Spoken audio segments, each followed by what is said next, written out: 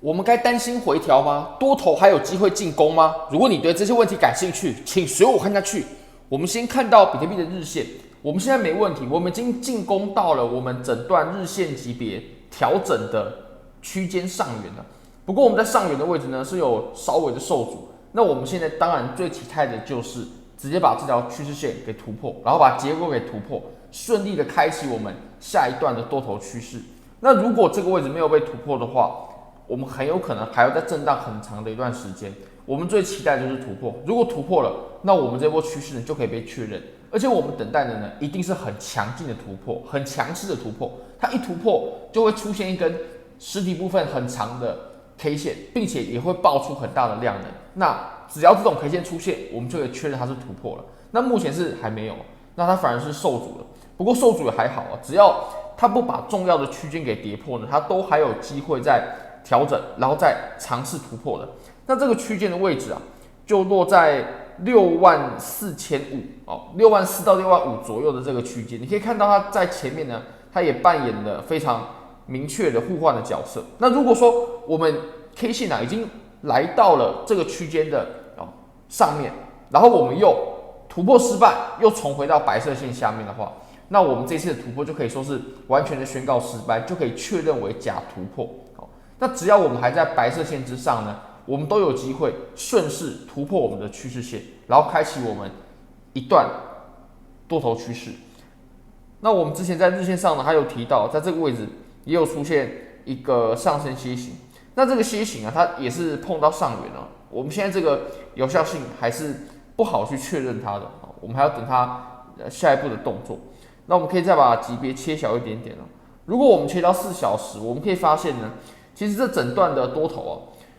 我们开始变强势啊，是自从10月11号啊，10月11号，我们从10月11号以后的行情呢，变得非常非常的强势。你可以看到上涨很连续，然后回调都很无力，并且我们上涨的过程它都是有放出量能的。那我们的回调啊，就包括现在这一波回调，就从69500以来的回调呢，其实它整体的量能呢，还是都没有显现出来。这对于多头来说绝对是一件好事。那有人可能会说了，我们在这个位置不是把趋势线给跌破了吗？不过大家要注意哦，我们在一个时间级别比较小的这种框架下，然后我们这条趋势线啊又走的比较斜，这种趋势线它被跌破的时候呢，往往不见得可以代表趋势的结束，它很有可能可以代表这个趋势它慢慢走的变缓，但不一定可以代表这波趋势已经结束了，除非我们在比较大的时间级别，然后比较缓的趋势线，它很明确的被跌破了，我们才能确认这波趋势是已经结束了。所以其实我们现在呢，这波多头绝对是还在的，我们随时都有可能都有机会突破我们的下降趋势线啊。那我们就仔细观察它有没有出现这个行为，如果没有的话，我们最好还是比较保守一点。那当然，如果你有底仓的话，现在的位置继续拿，我不认为有太大的问题。然后我们可以看到呢，我们目前啊是在66000左右66000多左右获得了很明确的支撑啊。你可以看到我们在前面呢这个位置它都有扮演很明确互换的角色，对吧？这里主力，然后这里是主力支撑。其实我们在当前的位置上呢，我们是很明确的可以把66000去视为是一个支撑啊，因为你可以看到我们在66000的位置它在4小时你看连续收了这么多根的下影线，它都碰过来但是都没有跌破那就表示我们这个位置它已经形成很明确的支撑了，买盘很强劲才会形成这种状况你看我们这边已经收了多少根针了，所以可见我们回调的幅度也不大那我们目前的多头还是很强势的，这个回调还好，真的还好我们都有机会但是这个突破呢，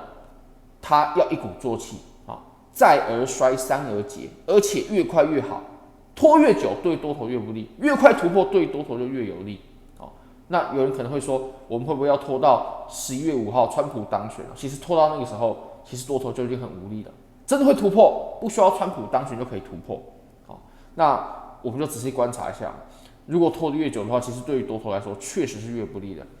那我们在前面呢，其实也有出现一个楔形那这个楔形也是被跌破了，其实很正常嘛。你可以看到，我们这里都有走突破对不对？我们都一直创出新高，比如说啊，我们在这个位置哦，当然我的新高的意思是这一段上涨以来的新高哦，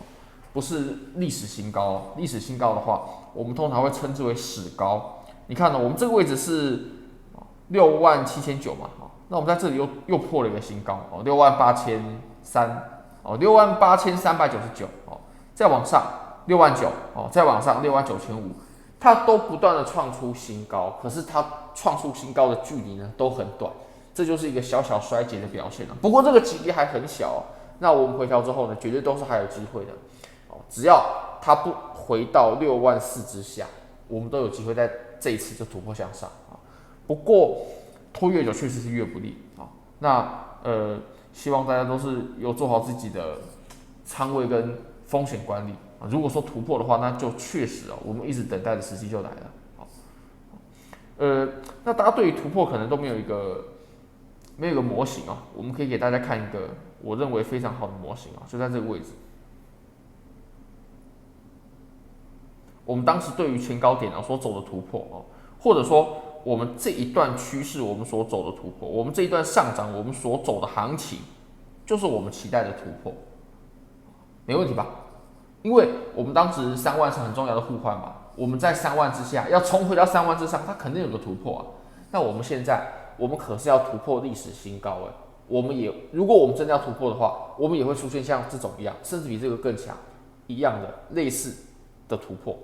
好，那如果有的话，那肯定是我们很大的机会了。好，非常感谢各位。如果你觉得这支影片对你有帮助的话，非常欢迎你可以帮我的影片点赞、订阅、分享、开启小铃铛，就是对我最大的支持。真的非常非常感谢各位，拜拜。